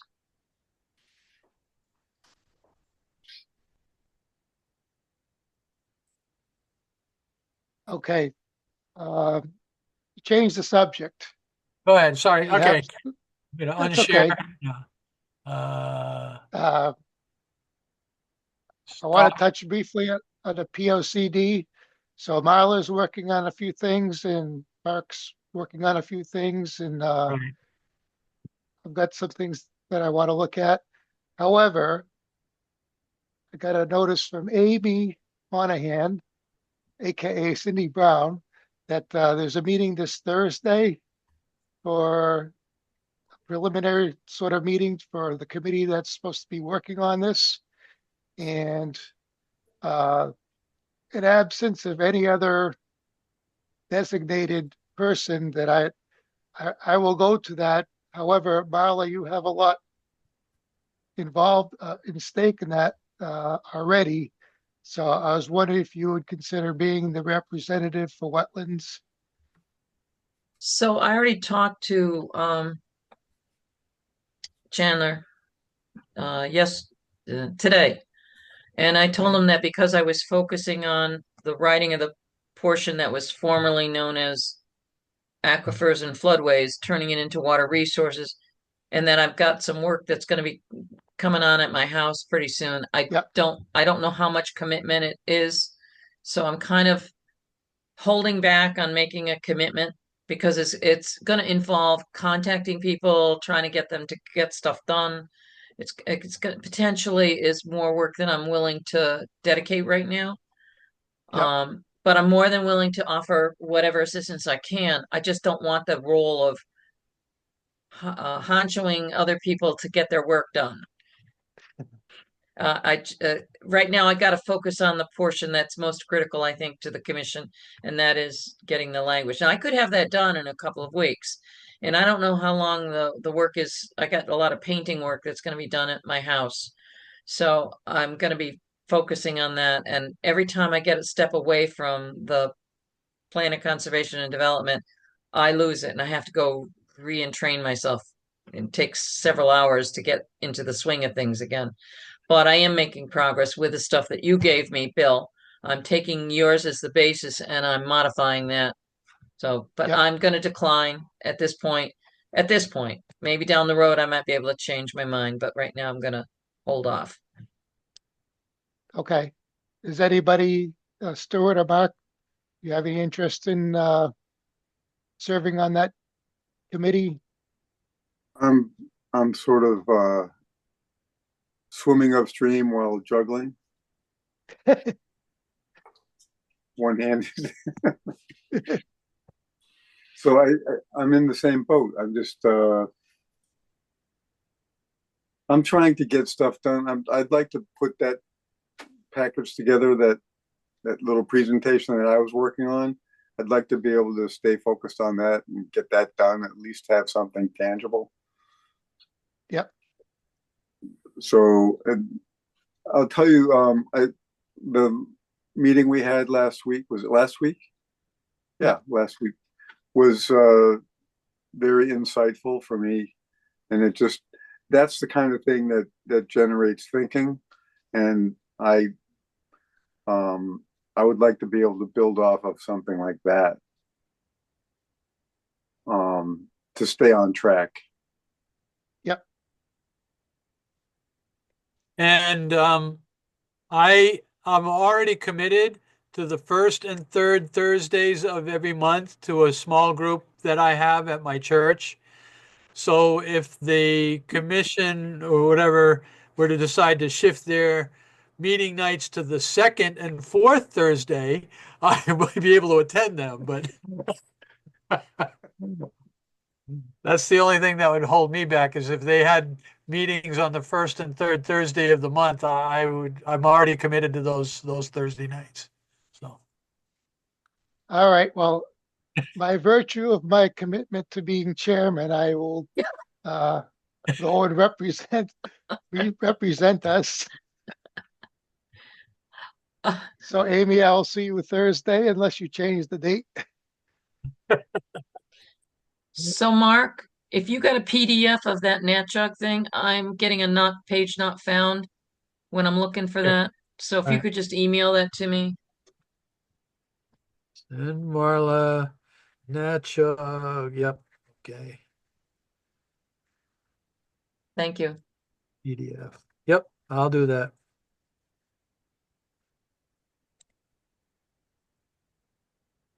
Okay, and does anybody else have any of the business or discussion they would like to bring this evening? Will we be meeting again for the like we met last week?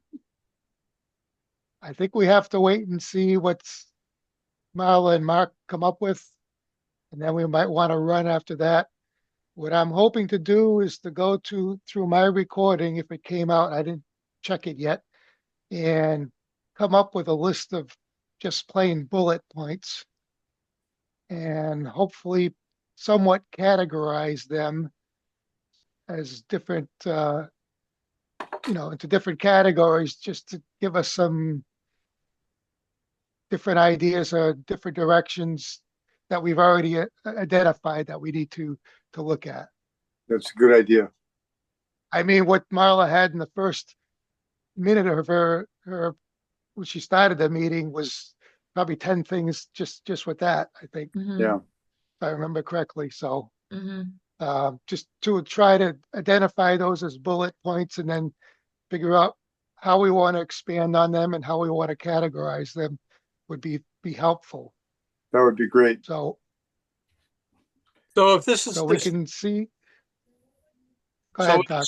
with this first meeting that you'll be going to, I'm sure, that, they may, just ask for some overview stuff and just, I would just suggest that you tell them that we've been meeting and we're starting to work on different sections. Let them know that Marla's working on that one section.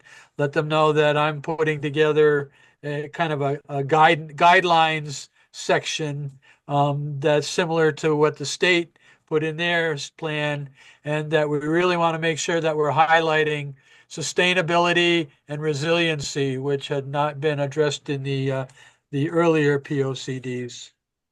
So just kind of let them know that. And I will have those minutes completed in the next couple days. I worked on them a bit today, and then the floodgates open. But they're close to being finalized. And I wanted to incorporate that into my ZEO report that of other, along with other zoning related items that I was going to be reporting to the Planning and Zoning Commission on this Thursday at their meeting, since it's a subject on their meeting. So I'll have those minutes, and I'll have a brief of how our discussion played out for PVC's. I'm sorry, Planning and Zoning Commission's fading out here. Planning and Zoning Commission's knowledge of where we're at. What we've been working on. Oh, Bill, just a correction. I know I said guidelines. Just tell them guiding principles is going to be the kind of the Yeah, title of okay. that section that I'm working. Yeah. Guiding principles. So. Yep.